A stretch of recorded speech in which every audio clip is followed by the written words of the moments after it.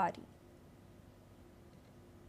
According to local media reports, Russia has raised US President Donald Trump for his constructive efforts to resolve the Ukraine crisis, while accusing European countries of trying to prolong the conflict. Kremlin spokesperson Dmitry Peskov made the remarks during the Eastern Economic Forum in Vladivostok.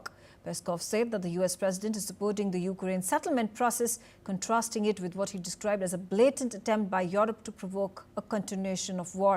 The details revealed by the Russian local media come as a stark contrast, as US President Donald Trump has taken a dig at the Russian president, stating both he and Indian Prime Minister Narendra Modi have fallen prey to the deepest, darkest China.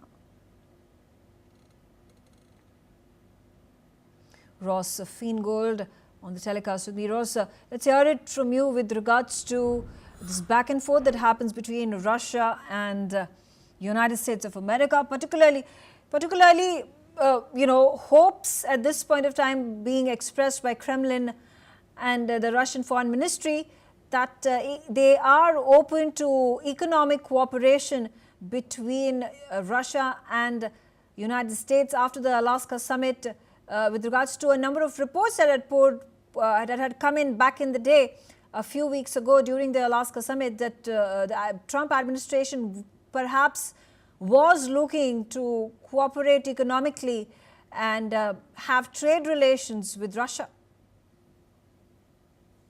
Well, one of the things that Russia, wants most out of any kind of ceasefire or a long-term peace agreement, in addition to maintaining the territory in Ukraine that it currently occupies, is a reduction in sanctions that were imposed by the United States and or by the European Union, as well as some other countries around the world.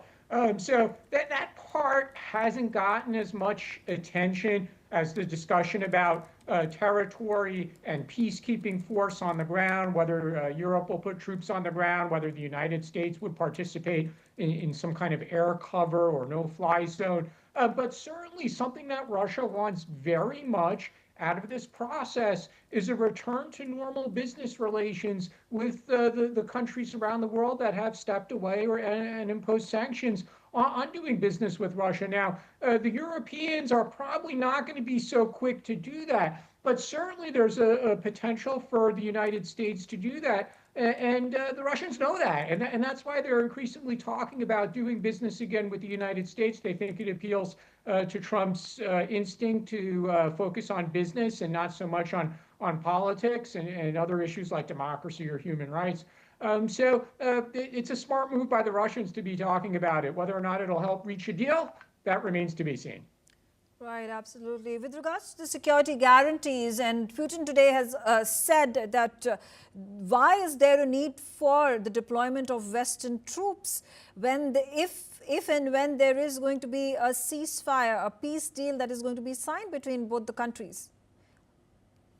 Well, frankly, Ukraine and the Europeans don't trust the Russians to uphold any deal that the Russians made. I mean, at the end of the Soviet Union, when Ukraine and Russia went their separate ways, Russia recognized the international border and the territorial integrity of Ukraine. They signed agreements about this topic. And then fast forward to 2014, and Russia backed an invasion of eastern Ukraine, and it invaded Crimea. And then in 2022, they invaded again. So it's understandable that Ukraine and the Europeans don't trust Russia, and they say there needs to be some kind of force.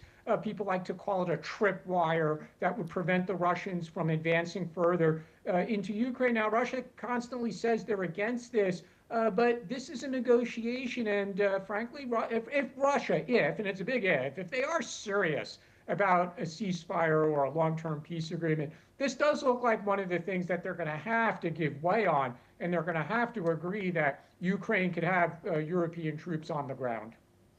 Ross, stay on with me. Let's take a look at more updates regarding the Ukraine-Russia war. The Ukrainian President Volodymyr Zelensky has said that thousands of Western troops could be deployed as